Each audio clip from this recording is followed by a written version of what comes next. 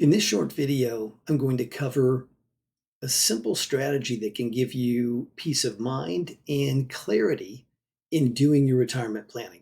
And it's a combination of two simple strategies, and it's called the three bucket strategy and the rule of 100. So I'll break these down simply. Let's dive in. So, first of all, what are the three buckets in the three bucket strategy? Well, the concept is there are three buckets that your money goes into as you look at your retirement. Bucket number one is the income bucket. That's money that's going to be coming in throughout your retirement. Bucket number two is the safe money bucket. That's money for retirement that you can't afford to lose. It's got to cover you and protect you for decades. And number three, the risk money bucket.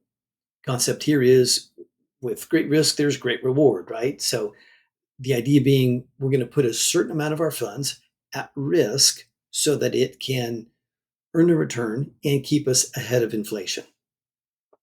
So the key concept with these folks, it's not about guessing, it's about having a plan and then working the plan consistently over time with commitment. So let's start off with the rule of 100 and explain that. Then we'll move back and break down the three buckets. So the rule of 100, simply put, take the number 100 and subtract your age.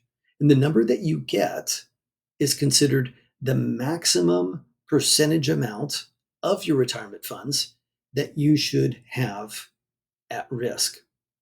So, example I'll share with you, let's use age 60 as a target. So 100 minus 60 equals 40. So 40% at this age is the maximum amount you should have at risk in the risk bucket. Again, we'll define that. There's a key question that I would suggest you ask yourself and your spouse or significant other, and that is, how much of your retirement funds are you okay with losing? Important to look at it that way, folks, because remember, the money that you put at risk, you will lose some. Everyone does. So it's important to evaluate those numbers and decide, do those numbers seem like they work for you? Let's go jump back to the buckets and define and break these down further and tie it all in. So bucket number one, the income bucket. This is the source of your monthly retirement funds that you're going to live off of. Think pensions, 401ks that you've been contributing to at work. Social Security is a lifetime pension, works like an annuity. And you may have annuities that are also set to pay you lifetime income. And other investments as well that fall into that may provide you with a monthly check. So let's move to bucket number two, the safe money bucket. So this is not at risk of stock market loss or real estate loss. And when we talk about the safe money bucket, this is your sleep well at night money. So this is for your essential expenses and your peace of mind emergency fund that you've accumulated. Some examples of the safe money bucket are equity indexing strategies, and I'll break that one down if you're not familiar with these. One of the most common today, and those are fixed indexed annuities. These are annuities that follow the stock market. They do not get the same amount of return as the stock market, but they never lose money, hence the term safe bucket. Then there are fixed annuities.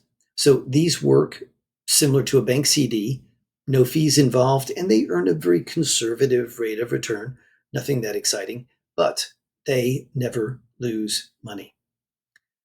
Then there's cash, right? Cash in the bank.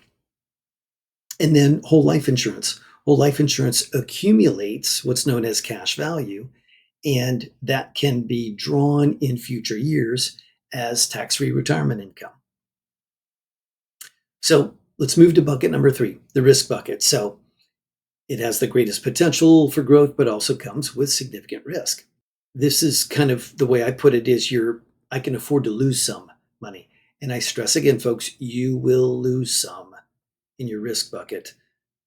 Be aware of that. know that that's just a fact. So, what are some of the things that are popularly used today in that risk bucket? I'll rattle off four: stocks, stock market, real estate investments, bonds, and variable annuities. So, variable annuities are ones that I do not recommend. And variable annuities are annuities that are invested in the stock market. So, once again, they are at risk of losing money, hence, they're in the risk bucket. Now, how much of your retirement funds are you okay with seeing drop 30% in a bad market year? It's important to realize when you're evaluating, you may have looked at those risk percentages and said, Keith, I'm good. I've invested in the market really well. I nail it every year and I'm good to go. I'm going to keep my money at risk. That's wonderful. But just realize 7 out of 10 years, the market's up on average. 3 out of 10 years, the market's down.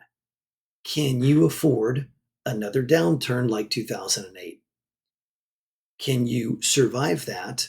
Do you have enough years to get that money back? So the adage is don't guess, don't gamble, have a strategy. So use the three bucket strategy, use those numbers and analyze them from the rule of 100. Decide if they're a good starting place for you or if you need to modify those. Some people are not comfortable putting money at risk and they want to make sure their money is conservatively safe and not at risk. Understand completely, it's a personal decision. The goal should be to build retirement income that lasts a lifetime that you don't outlive. So, folks, if I can help with any of that financial planning, strategizing, or evaluating these numbers, I'm here to help. My contact information is below. Thanks so much for taking the time to watch this. God bless and have a great day.